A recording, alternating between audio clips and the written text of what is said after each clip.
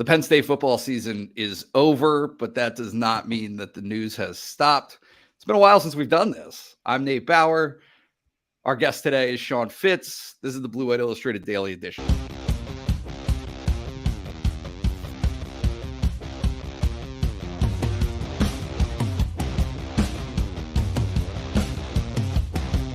Guest. That was my best one. There's no question. I mean, that's fine, but you called me a guest. I kind of am co-host, I guess, part of the show. You know, regularly on Thursdays, we like to talk about Penn State football. It has been a while. We haven't done this since before the Rose Bowl. So, yeah, Penn State won. So that's good. But things move very fast in this time period. It's absurd to track the portal, track all this kind of stuff. Recruiting's going to get back going again this weekend with the junior day for Penn State, official visits, etc. There's a lot going on. It's a great time to hop onto BWI Illustrated because our off-season coverage is something else right now. So check it out on the site. Also, subscribe to our YouTube channel, like this video, do all the things that help us out because just those little things, they do help us out. So we appreciate that. But getting over the promo here, just a lot going on. Nate, that Rose Bowl, we haven't talked about it since, and it's not on the rundown, but I didn't think about it until the intro that we haven't talked about it. So one good takeaway from that Rose Bowl, I got mine, but I just want to hear yours. Nick Singleton changed the game and helped Penn State win it, and I think it bodes very, very well for him and for Penn State football moving forward. What's yours? It does. And by the way, you did call that big run. You called, I think, for a 95-yard run instead of an 87-yard run. No, so I said he's going to break one. At the beginning of that drive, though, when they were at the 5-yard line, you said, this is it. This is when it's going to happen. And then they got, 7 yards, and then it happened. So partial credit, mostly credit to you, your Berks County brethren, Nick Singleton. That was awesome. But it shows, I think, and this is my thing, vaulting into 2023, that they have those pieces that we talked about that they sorely missed the last couple of years, those game changers, those game breakers. Singleton's there, obviously. Defensive side of the ball is still coming along. You got Curtis Jacobs back this weekend, this week. I'm still on holiday time. I'm not sure what day it is. But you just have, there's more optimism. There's more hope going into this season than any season probably, but 2017, there's a lot of talent on this roster and they have things to do to, things to address. Obviously you're breaking in a new quarterback. That's going to be, number one on every offseason list, but there's still things that they have to take care of. But if they do, and this is a relatively smaller list than we've seen in the last couple of years, if they do, there's something to work with here, Nate. Yeah, no, I feel like a perpetual whip like it talking about quarterback because I think so highly of Drew Allar and Bo Perbula. It's just that also Sean Clifford probably played his best game in his career in that Rose Bowl. Probably about it. Yeah, right. Auburn at Beaver Stadium was a really good game as well. But in any case, that's neither here nor there. The point is to have that consistency, to have that presence at quarterback is just such an important position. That like if there's a what if, that is certainly among the higher ones, but so is the receiver position, who he's throwing the ball to. And if that's the setup, what do you got for me here? Almost the setup, because you made a great point about Clifford. Like, you're flip-flopping roles here next year. If you move to Drew, the physical talent, like the top-tier physical talent can make all the throws, etc. Sean Clifford, one of the best quarterbacks in the country before the snap. Like, directing traffic, getting guys where they need to be. We talked about this before. Once that ball is snapped, you're not sure what it's going to get. You got the best of it in the Rose Bowl. So that's what you're going to have to address is you're bringing in a sophomore quarterback who got a decent amount of reps, despite what people want to argue, got a decent amount of game reps this year. And that's the biggest thing is can he direct traffic before the snap to get Penn State's offense in the positions that it needs to be? Because, a large percentage of this game is alignment. A large percentage of this game is numbers. And that's what Sean Clifford, that is the best thing you could say about Sean Clifford is he put those guys in those positions. It also changes pretty dramatically, I think, what Mike Yurcich's role is in all of this, right? Is how the things that he believes his quarterback, whoever it is comfortable with, and then implementing those things, because it's this balance, right? Of pushing as much as you possibly can, putting as much on that guy's plate as you possibly can, so that they can recognize things and make adjustments and so on and so forth, versus simplification. T. Frank talks about it all the time, about that Clemson offense in Trevor Lawrence's first season. It helps when you have playmakers surrounding that guy to simplify those things, to take that off his plate. So it's going to be, I think it's going to be fascinating to see what style of offense, what exactly it is that Mike Yurcich believes the identity of Penn State's offense can be next season. Okay, now it's time for the segue. The quarterbacks, they need somebody to throw the ball to. Penn State has some players who can catch the ball, right? Like, it's not like there's nobody in the receivers room, and we'll touch on that in a moment, but very clearly Penn State is seeking help there in the transfer portal. And last night there was some news. Yeah, I mean, this whole week has been just upside down with transfer portal news. Devin Carter, the one-time commit to Penn State, committed after the Rose Bowl in the locker room, did his own thing, announced everything like that, came up for a visit last weekend. He came out of that. Penn State had many questions coming out of his official visit. He ended up flipping to West Virginia on Wednesday evening. Not going to get into that one too deep. If you want to check out our message board, that's where we kind of dug into that one. So it seemed like the torch was passed to Tyrone Broden from Bowling Green, another big receiver, 6'5" on the outside, that can run a little bit. And he was set to commit to Penn State on Wednesday, and tap the brakes. There's a lot going on at this time. Tap the brakes, and is kind of decided to go in a different direction, I believe. So that's interesting.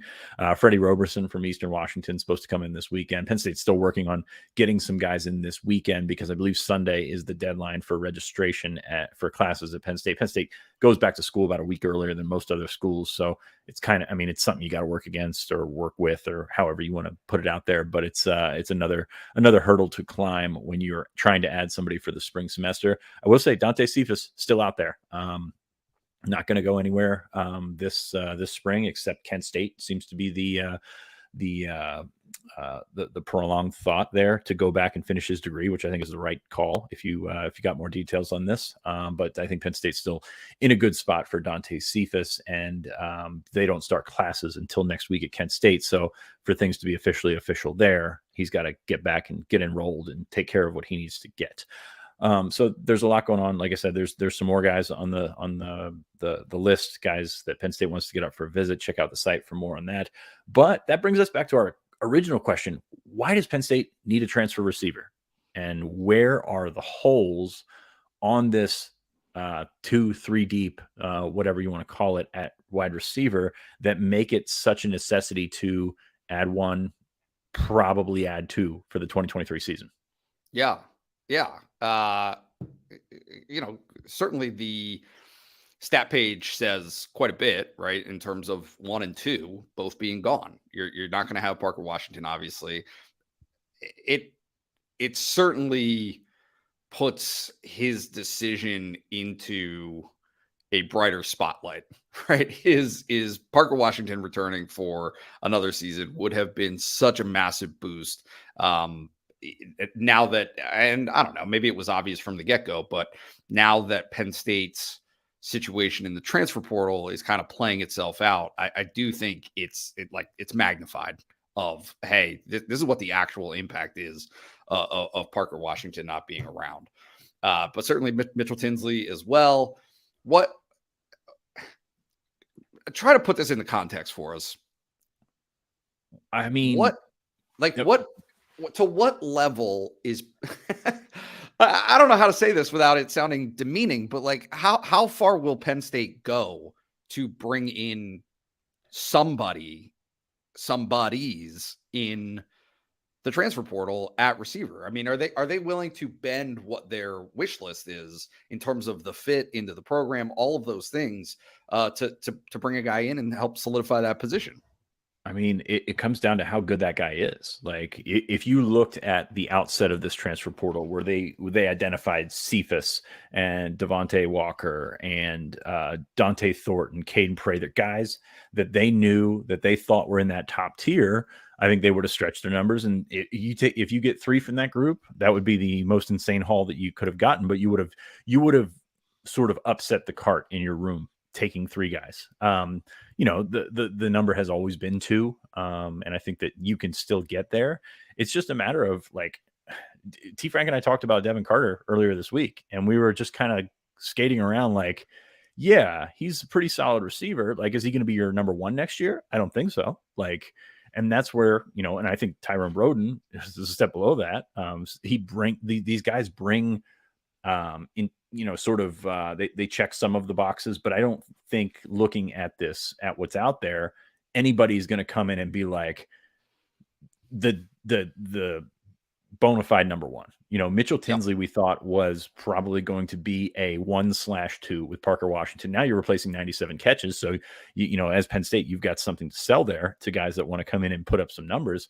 But unless you're a dynamite bona fide number 1, which I think maybe Dante Cephas is, I think he's the closest, at least on the board right now. I mean, he's by far the closest to what you can get as a number 1. But I think that comes into play when you're valuing these guys in the portal. You've got KeAndre Lambert-Smith. Is he a number 1? He certainly thinks he is. I mean, you and I were in the tunnel after the Rose Bowl. There's no doubt that he thinks he's a number 1 receiver, and that's great. You love the confidence there. But you wonder, how do you complement him? What is his best role? If you bring in a guy that's an outside guy, is his best role in that short area the elite short area quickness that he has, is his best role in the slot?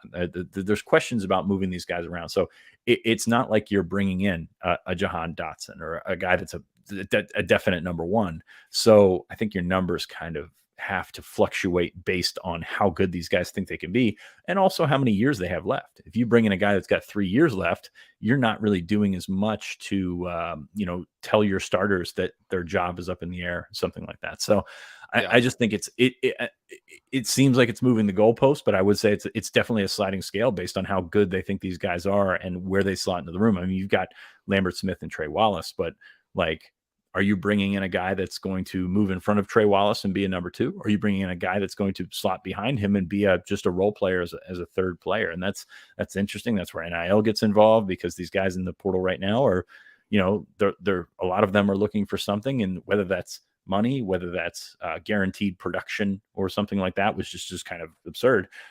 It's really fascinating to watch this portal, because it's all gray area. I mean, there is no black and white in the portal until that guy is in class, and we saw that this week with Devin Carter. Yeah, let's start with KeAndre. I spoke to him actually at the media day. Well, both actually. I talked to him in the tunnel after the Rose Bowl, after his game, which he had a nice game in the Rose Bowl. So spoke to him then, but also spoke to him before that and talked about next season. And, look, as you said, I asked him point blank, hey, are you a number 1? Are you a guy who can be a number 1 receiver? And,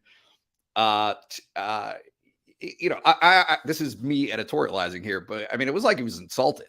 Right? Like, dude, he, as a freshman, I tweeted that he was a great third option to have, and this was behind Jahan Dotson and Parker Washington, and maybe, I don't know, Pat Fryermuth may have been around, or I don't know, I don't even remember what it was.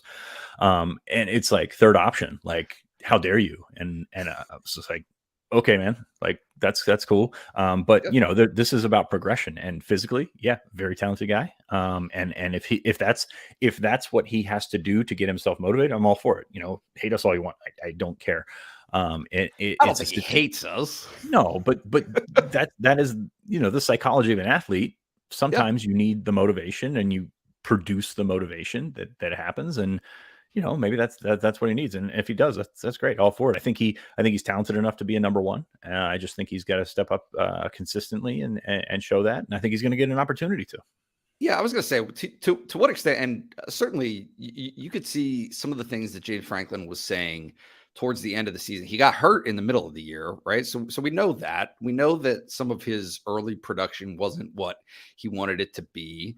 But the way James Franklin spoke about how happy he was for him, like some of the things that happened at the end of the season with Michigan State game, certainly, and then now with the Rose Bowl, like to what extent do you think Penn State is?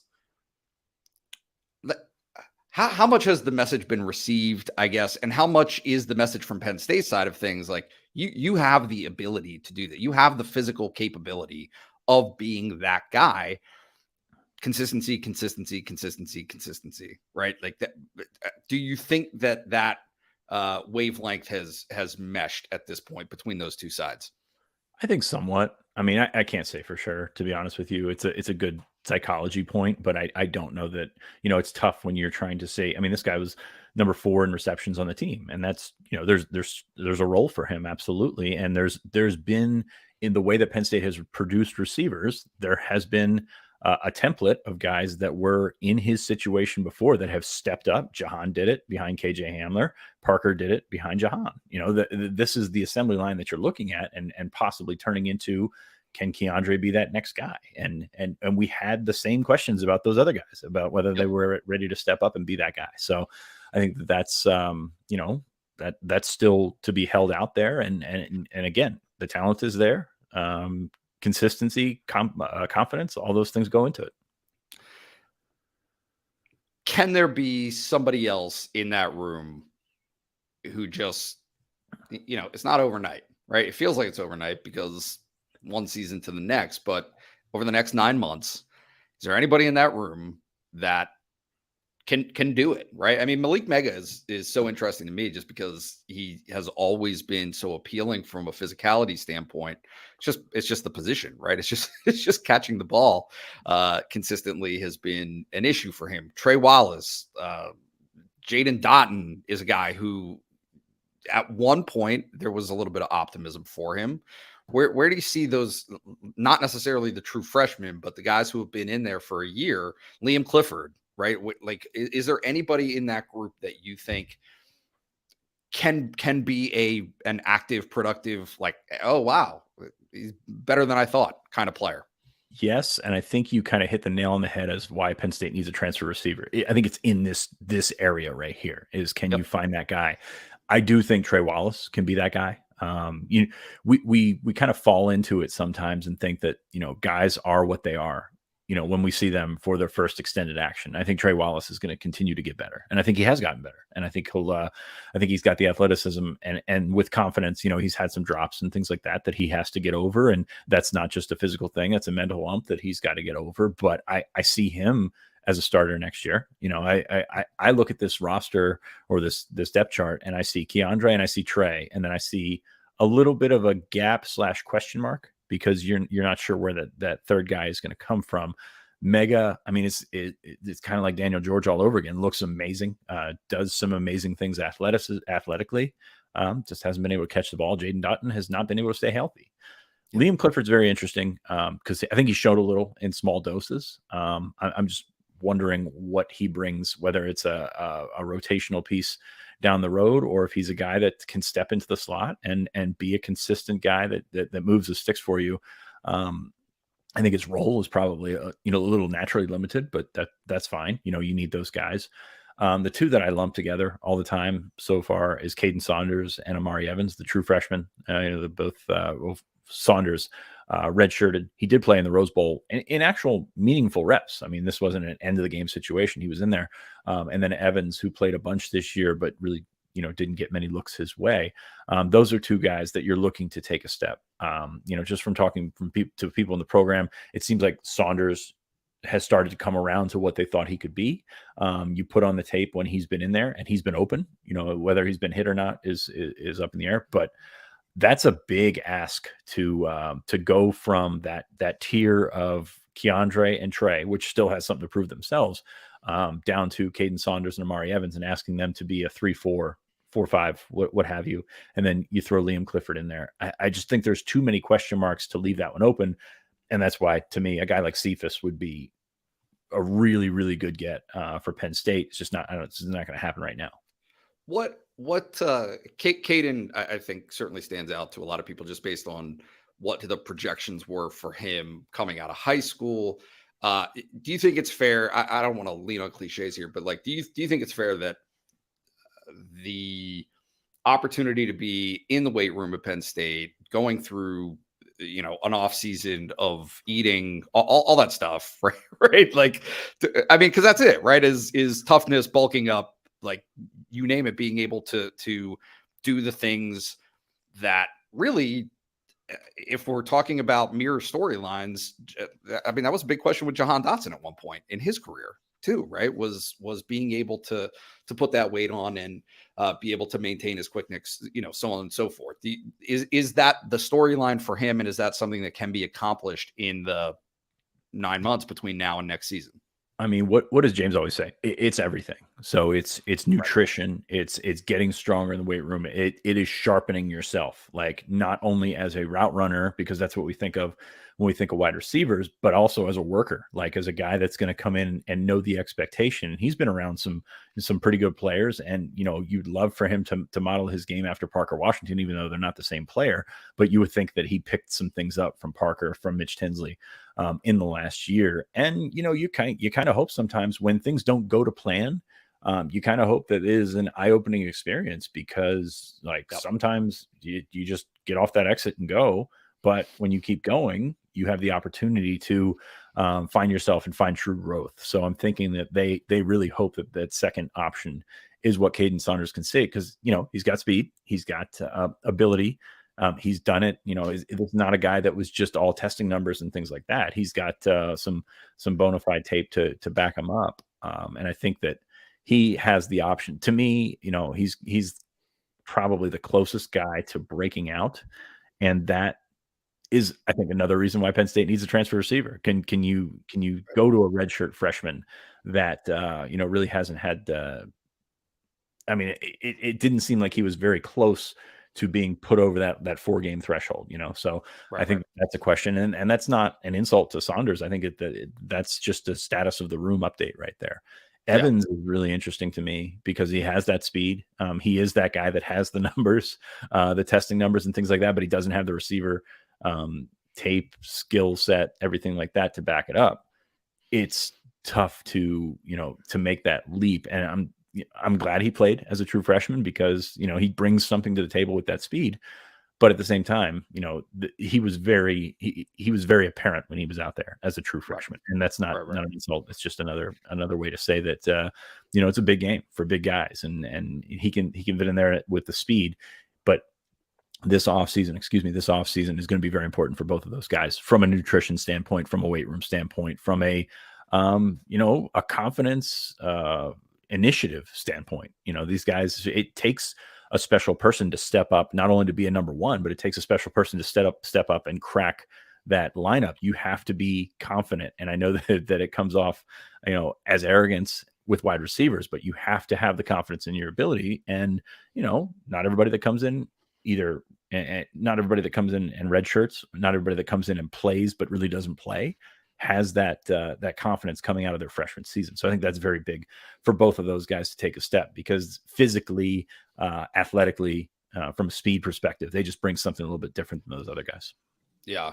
I think I had kind of an extended conversation with Mike Yurcich, and we'll get to this in a little bit here. But one of the topics that we talked about was certainly the receivers and his approach to that room. And I mean, a lot of it is like playing shrink, right? Like playing psychologist for the entirety of the room is figuring out what motivates them, figuring out all the buttons to push, how to elicit the best of them. And I mean, really, he said it. He was like, it's my job. It is his job personally with Taylor Stubblefield to be able to get that out of those guys. Two more guys that we need to touch on.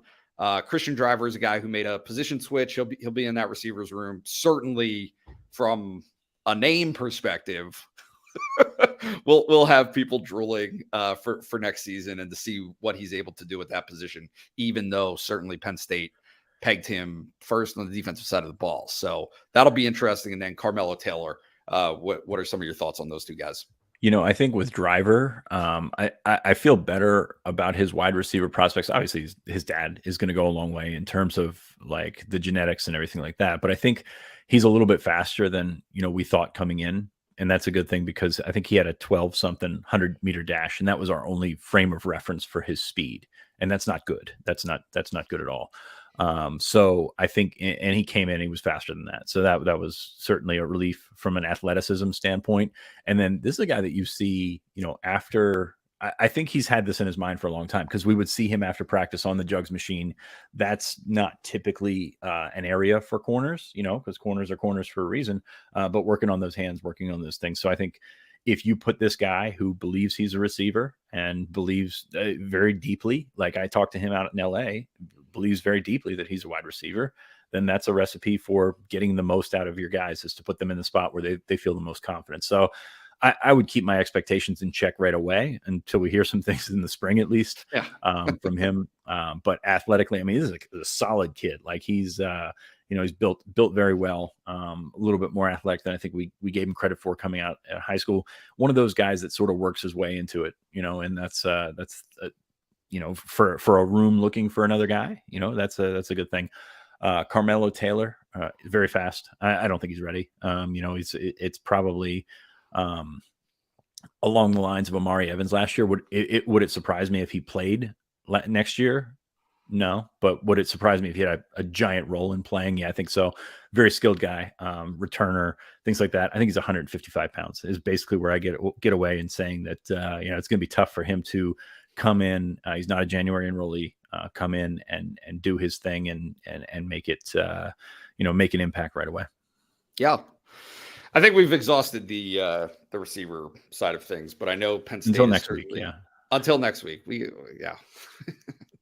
9 months to go, guys. There are other areas that Penn State is still looking in the transfer portal for what it's worth, right? Can you give us a little bit of an update on just maybe not players at this point, but certainly earlier in the week, we saw some defensive tackle movement that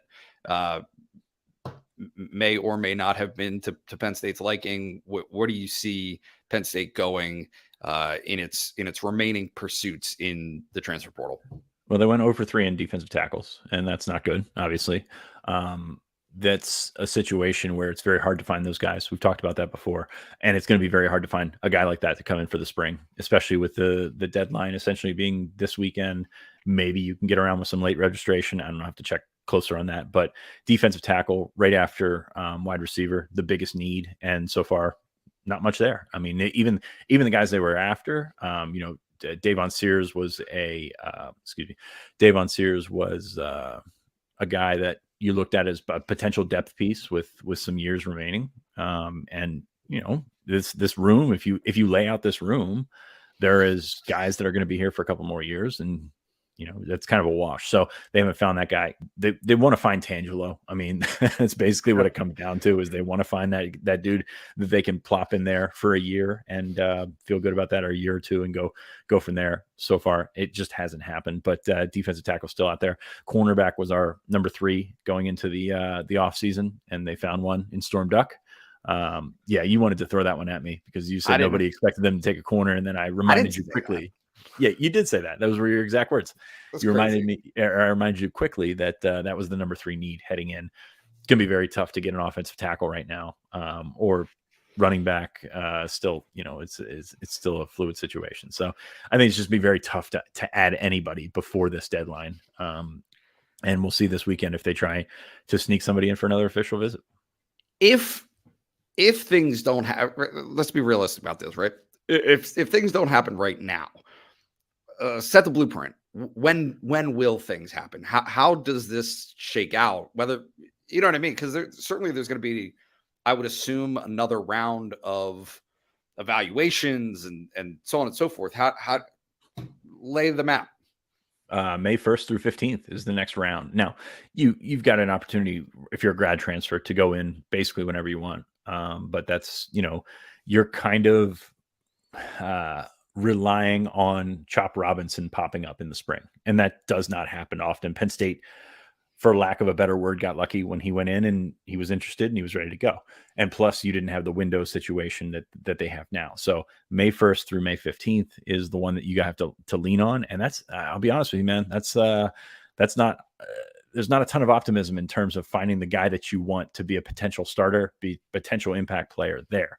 It can be done. Absolutely can be done. It was done with Chop Robinson, but to resign yourself to saying you're saving yourself for that window is a tough way to go about it. So be very interested to see which direction they go. Of course, those guys are going to probably go through spring practice with their team. Some of them won't. Some of them will decide, in the next couple of days, weeks. I think the 18th is the portal cutoff for non-grad transfers, that they want to finish up their semester at their current school and then go somewhere else.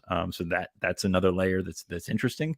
But I have a hard time saying that you can rely on the spring window to get your shopping done. Yeah. Can this is educational for me. Are players on May 1st going to look? We know the back channels. We know that there's conversations and things that happen so that you're aware of what's out there, right? Or what could be out there. No, I know.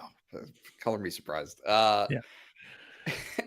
Is it a situation where guys are going to tweet that they're in the transfer portal on May 1st and then also tweet the offers that they're getting like immediately afterwards? How because I would assume to a certain extent there's an evaluation that needs to be made, figuring things out from whether it's Penn State or anybody else, right? To know,